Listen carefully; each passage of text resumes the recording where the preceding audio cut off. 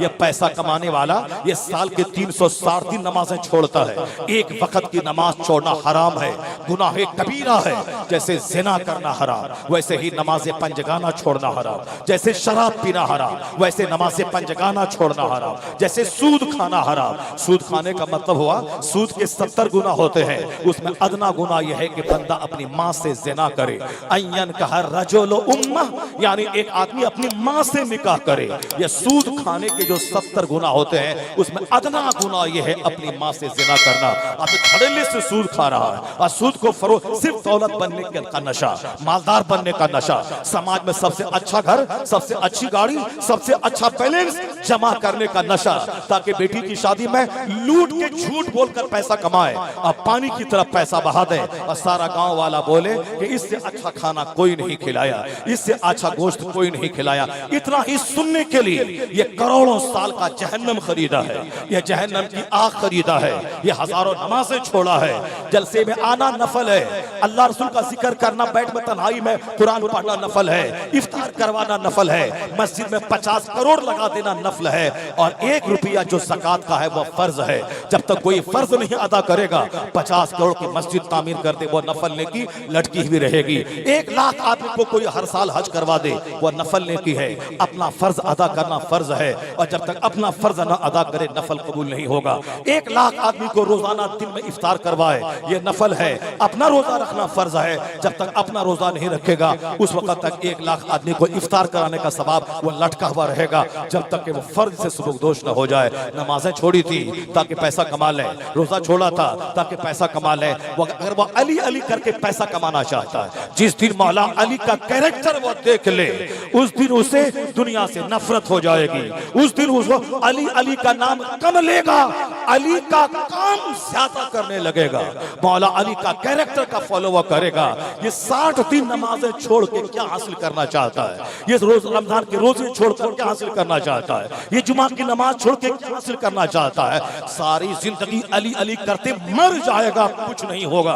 क्योंकि क़यामत के दिन सबसे पहला सवाल वह होगा जो हुजूर कहते हैं, अपना मन नहीं चलेगा, हुजूर का पैगाम चलेगा, हुजूर की बात चलेगी। शैतान और अपने नफ्स को समझाने के लिए अपने मनमानी फॉर्मूला नहीं देना पड़ेगा। सिर्फ बुजुर्गों का वो कैरेक्टर कि उसने ऐसा संदल चढ़ाया, चादर चढ़ाया तो बुजुर्ग जन्नत चला गया, वो संदल चढ़ाने वाला वो संदल ही नहीं चढ़ाया था, वो संदल के साथ साथ 40 साल से ईशा के वजू से फजर पढ़ रहा था, तो उसको तुम भूल गए और संदल को ले लिया। उसका रोजा जो हर महीने में 25 रोजा रखता था और सिर्फ साल के 3 साल के एक रमजान के रोजा वो नहीं रखता था, और वो सिर्फ फूल गुलाब नहीं चढ़ाता था, और तुमने गुलाब को ले लिया। क्योंकि मजार पे गुलाब चढ़ाना इसमें पैसा नहीं लगता है, उसमें ढेर टाइम नहीं लगता है। 50 रुपए का गुलाब खरीदा और अजमेर में चढ़ा दिया, ये आसान काम है। लेकिन ईशा के टाइम में ईशा पढ़ना, फिर फजर के लिए इंतजार करना और सारी जिंदगी पढ़ना, ये मुश्किल काम है। तो मुश्किल काम बंदा नहीं करता है, वह सोचता है 50 रुपए के गुलाब से काम चल जाए तो 50,000 रुपए की ज़कात कौन निकालेगा। इसलिए शैतान उसको थपकी दे के सोला देता है। तुम जलसे में गए थे ना, जन्नत तो तेरे बाप की जागीर हो ही गई है। तुम अजमेर 10 बार गए हो ना, जन्नत तो तेरी जागीर हो ही गई है। अजमेर गए हो टका के लिए, जन्नत के लिए कब अजमेर गए हो? अजमेर गए हो बेटा के लिए, जन्नत के लिए कब अजमेर गए हो? अजमेर गए हो प्रधानी के इलेक्शन जीतने के लिए, बेटा के लिए, जन्नत के लिए कब अजमेर गए हो? यही तो बोला, इस बार गया था गाड़ी मिली, अगली बार गया था मकान मिला, उसके बाद गया था बेटा मिला, उसके बाद गए थे बेटी मिली, उसके बाद गए थे अच्छा दामाद मिला, उसके बाद गए थे बेटी की नौकरी मिली, उसके बाद गए थे अच्छी बहू मिली। तो हर बार बेटा बहू दामाद करने गया है, तो अजमेर वाले की मोहब्बत में जन्नत के लिए कब गया है? जन्नत के लिए कब गया है? जो जन्नत जहां से मिलती वहां तुम दुनिया के लिए गए हो। इसका मतलब है कि गरीब नवाज का नाम अगर लेता है सिर्फ दुनिया के लिए, जिस दिन गरीब नवाज का कैरेक्टर देख लेगा कि वह पैदा हुए थे ईरान में, वतन छोड़ा रब के लिए, पंचक्की को बेच दिया रब के लिए, बाग को बेच दिया रब के लिए, कल क्या खाएगा वह नहीं सोचा कि कल मैं क्या खाऊंगा। पंचक्की रोजी का सहारा था, उसको बेच के गरीबों में खैरात कर दिया। एक बाग की रखवाली जो बाप से जो बाग मिला था उसे बेच दिया, ये न सोचा कल मैं क्या खाऊंगा। अल्लाह पर मजबूत यकीन था जो उसे दौलत को बेचने पर मजबूर किया। निकल गए, 25 साल तक इल्म हासिल किया, 30 साल तक अपने उस्माने हारूनी शेख मुर्शिद कामिल का बिस्तर ढोया, सफर करते रहे। रोजी कहां से मिलती रही?